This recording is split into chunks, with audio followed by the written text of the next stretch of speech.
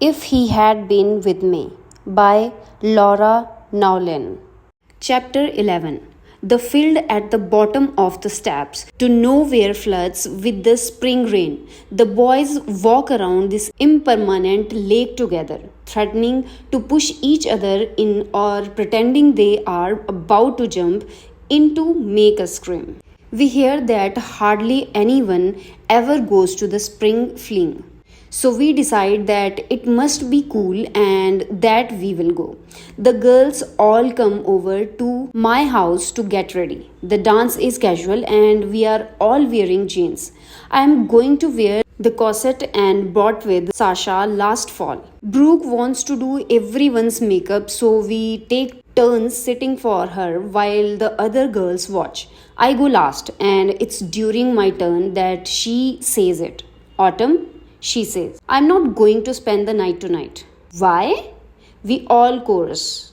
Everyone's overnight stuff, including Brook's, is all clustered together by my bed. Brook, stop putting foundation on me and take a deep breath. Because Noah's parents are out of town and I'm going to his place, she says. There is a moment of silence. Are you? Angie says, her voice trailing off. Brook looks around at all of us and nods. We scream and Brook covers her face with her hands. Guys, she says. Oh my god, Sasha says. Why? I say, and then wonder if it was the wrong thing to say. Brook uncovers her face and smiles. Because I love him, she says, and it just feels right. Aw, Angie says. Wow, Sasha says. Now I'm going to be thinking about it all night. We laugh. We are going to walk to his house after the dance. Tell your mom I got sick and left early, okay? Brooke says. I nod. I will come get my stuff tomorrow. You're going to tell us everything, right? Angie says. Well, she says. You have to, Sasha says. We all agree that she has to. When the boys arrive, we all file downstairs together and my mom takes our picture before we all pile into the van to go to the school. Jamie looks hot and I tell him in his ear on the way there. He smiles and doesn't say anything, but when I squeeze his hand, he squeezes back. Out of 1,500 students, about 60 show up for the spring fling. We have the floor to ourselves and we dance together in the middle and shout requests at the DJ, who actually complies. Because there are so few students, nobody stops us when we start to dance on the tables. It doesn't matter how we dance because there is hardly anyone to see us and our dance moves and requests become more and more ridiculous. We make a Congo line. We do the Macarena when the electric boogie is blasting out of the speakers. We exhaust ourselves dancing, drink some punch, and then go dance again. At the first slow song, Jimmy asks our principal, Mrs. Black, to dance, and she does amid cheers from all across the room. We congratulate ourselves and agree. The spring fling is cool because nobody goes. It's a long time before the DJ plays another slow song. By then, my heart is pounding and I'm so out of breath, I practically collapse into Jimmy.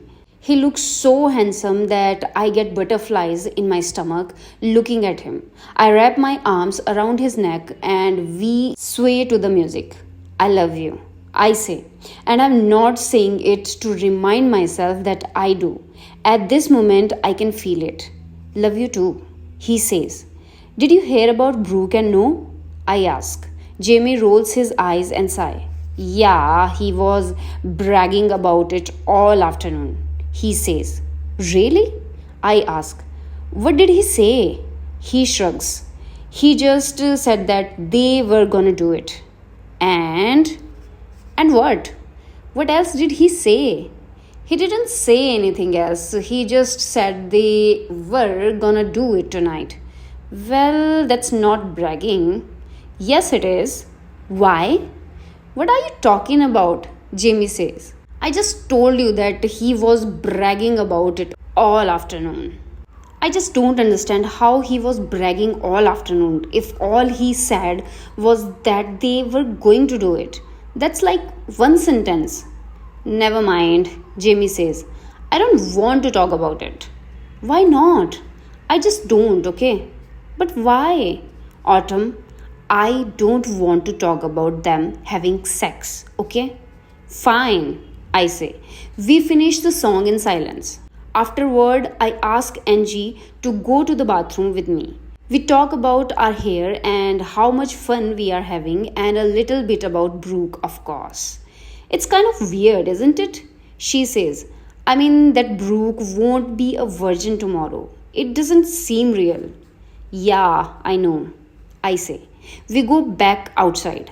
I look at Jamie from a distance and try to bring back the good feeling I had before, but I can't. I wonder if when Brooke kisses No, if she sometimes imagine that he is someone else. I wonder if when she touches herself, he is the only one she ever thinks about. I tell myself relationships are hard work. No one is perfect. There's no such thing as happily ever after. On Monday, on the steps to nowhere, Brooke says that afterwards you don't feel any different except you love him so much more than before. But you're not like, oh my god, I'm not a virgin anymore. Really? I say. I think that would be the only thought I could think afterward. I think that I would look at myself in the mirror and say it over and over again. Yeah, she says. It's just like she doesn't finish her sentence. She just looks down at the boys standing by the water. They are seeing who can throw rocks the furthest. I watch Jimmy win. I imagine it just feeling right with him. Did it hurt? Angie says. Oh yeah, Brooke says.